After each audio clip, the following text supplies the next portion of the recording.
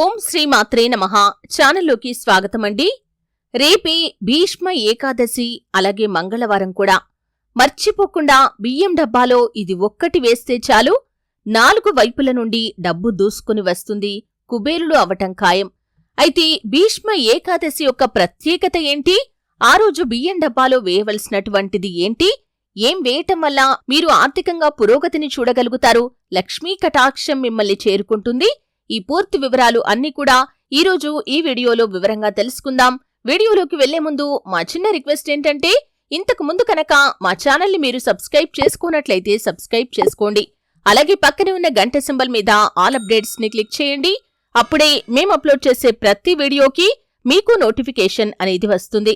ఇక వివరాల్లోకి వెళ్తే కనుక, మాఘమాసంలో శుక్లపక్ష ఏకాదశి విష్ణు ప్రీతికరమైన మహాపర్వం.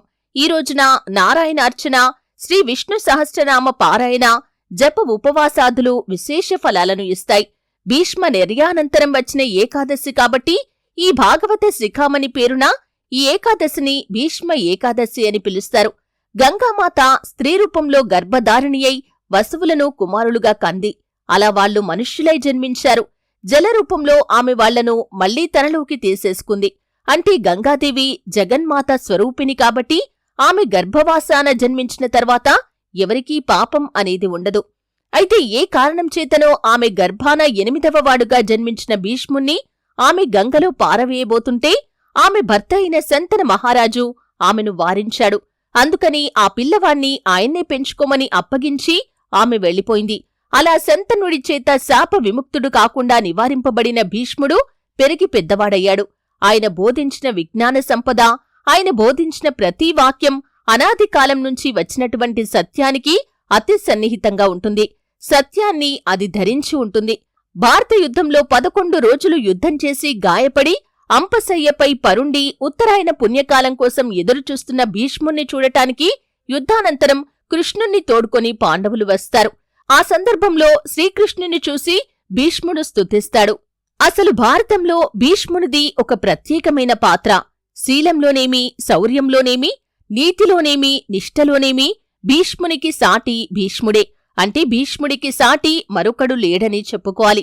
చిన్నతనం నుంచి ఆయన త్యాగపురుషుడు. తండ్రి కోసం స్వసుఖాన్ని, రాజ్యాన్ని అన్నీ వదులుకున్నవాడు భీష్ముడు తప్ప మరొకడు లేడు. యయాతి పుత్రుడైన పూరుడు తండ్రి చేత అడగబడి కొంతకాలంపాటు తండ్రి వృద్ధాప్యాన్ని స్వీకరించాడు.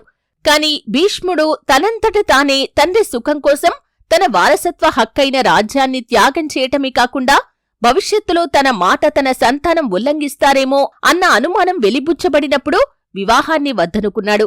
తన తమ్ముళ్లు చనిపోయిన తర్వాత కూడా తన భీష్మ ప్రతిజ్ఞకు కారణమైన సత్యవతీదేవి స్వయంగా ఆజ్ఞాపించినా కాని తన ప్రతిజ్ఞను భంగం చేయటానికి భీష్ముడు అంగీకరించలేదు.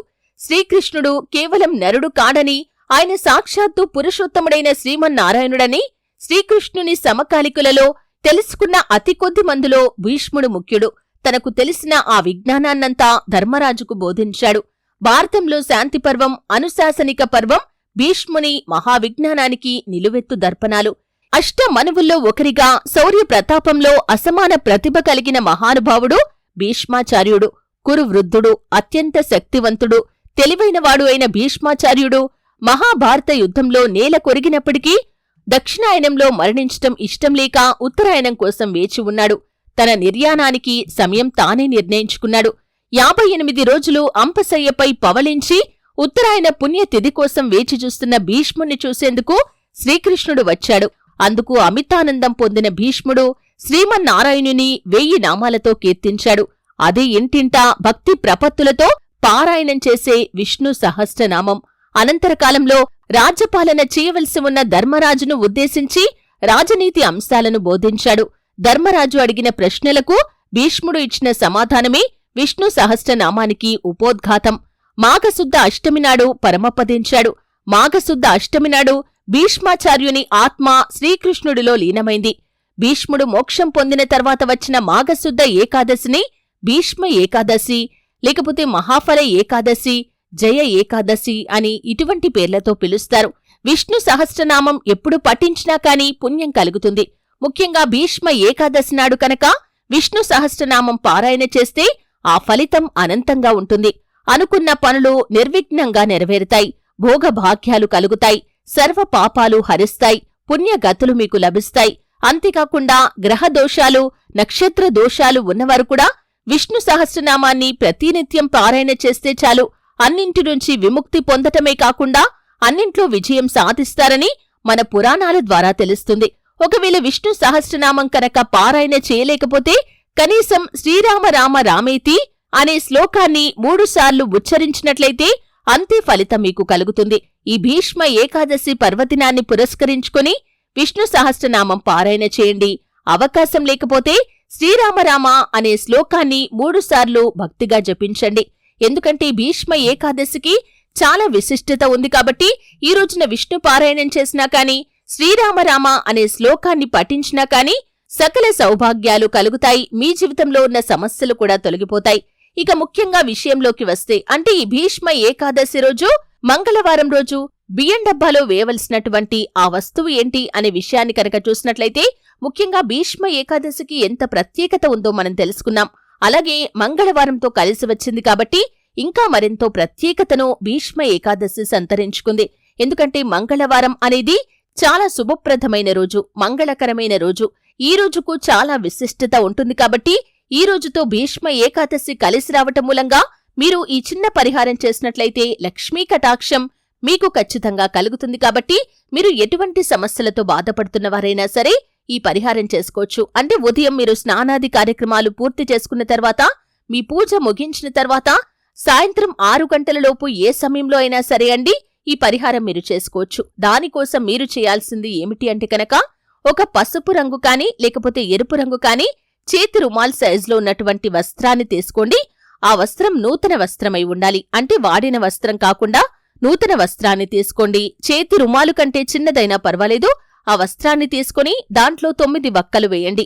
9 వక్కలు అంటే నవదుర్గలకే సంకేతం. ఈ విధంగా వేసిన తర్వాత ₹1 నాణాన్ని దాంట్లో వేయండి. అంటే ₹1 నాణం లేకపోతే ₹2 నాణమైనా పర్వాలేదండి. అంటే ఏదైనా ఒక నాణాన్ని మాత్రం వేయాలి. ఈ విధంగా వేసిన తర్వాత 3 లక్ష్మీ గవ్వలను దాంట్లో వేయండి. ఈ మూడింటికి ధనాకర్షణ శక్తి అనేది ఉంటుంది. లక్ష్మీదేవికి చాలా ప్రీతికరమైన వస్తువులు. ఎందుకంటే ఈ మూడింటి ద్వారా ధనాన్ని ఆకర్షించే స్వభావం అనేది ఉంటుంది. కాబట్టి ఈ మూడింటిని దాంట్లో వేసిన తర్వాత, అంటే 9 వక్కలు, అలాగే ₹1 నాణం కానీ లేకపోతే ₹2 నాణం కానీ ఈ విధంగా ఏదో ఒక నాణాన్ని వేయండి. ఆ తర్వాత 3 లక్ష్మీ గవ్వలను వేయండి. ఈ విధంగా వేసిన తర్వాత దానిపైన కొంచెం పసుపు, కొంచెం కుంకుమ, అంటే చిటికెడు పసుపు, చిటికెడు కుంకుమ చల్లిన తర్వాత దాన్ని ఒక మూటలాగా కట్టేసి మీ బియ్యం డబ్బాలో ఒక మూలన చివరిలో కింది భాగాన పెట్టేయండి. అంటే దానిపైన బియ్యం ఉంటాయి. మీరు రోజు వంటల కోసం బియ్యాన్ని ఉపయోగించుకోవచ్చు.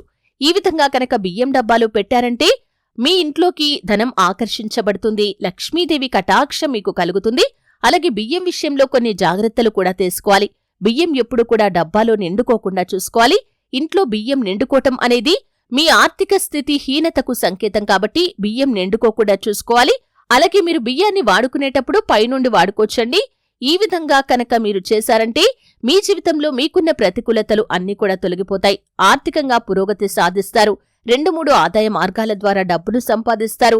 ప్రమోషన్ కోసం, ఆర్థిక పెరుగుదల కోసం ఎదురుచూస్తున్న ఉద్యోగస్తులకి వారి కోరిక ఖచ్చితంగా తీరుతుంది. ఉద్యోగార్థులు మంచి ఉద్యోగాన్ని పొందుకుంటారు. ముఖ్యంగా ఏదో ఒక రకంగా లక్ష్మీదేవి మీ ఇంట్లోకి వస్తుంది. అంటే అది ఒక్కొక్కరికి ఒక్కొక్క రకంగా. కొంతమందికి వంశపారంపర్యంగా వచ్చే ఆస్తుల వల్ల, మరికొంతమందికి ఉద్యోగంలో ప్రమోషన్ వల్ల, లేకపోతే ఆర్థిక పెరుగుదల వల్ల, మరికొంతమందికి వ్యాపారంలో రాబడి అధికంగా ఉండటం వల్ల, ఈ విధంగా ఎట్టకేలకు ఏదో ఒక రకంగా లక్ష్మీదేవి మీ ఇంట్లోకి వస్తుంది. ఈ విధంగా 4 వైపుల నుండి డబ్బు దూసుకుని రావటం మూలంగా మీరు కుబేరులయ్యే అవకాశాలు చాలా ఎక్కువగా కనిపిస్తున్నాయి. ఈ విధంగా లక్ష్మీ కటాక్షాన్ని పొందుకోటానికి రేపు మంగళవారం భీష్మ ఏకాదశి. ఈ రోజుకు ఎంత విశిష్టత ఉందో తెలుసుకున్నాం. ఈ రోజున బియ్యం డబ్బాలో మేం చెప్పిన విధంగా మీరు చేస్తే కనుక ఖచ్చితంగా శుభ ఫలితాలు పొందుకుంటారు. చూశారు కదండి. వీడియో నచ్చితే ఖచ్చితంగా లైక్ చేయండి. మరిన్ని మంచి మంచి వీడియోల కోసం ఇప్పుడే మా ఛానల్ని సబ్స్క్రైబ్ చేసుకోండి.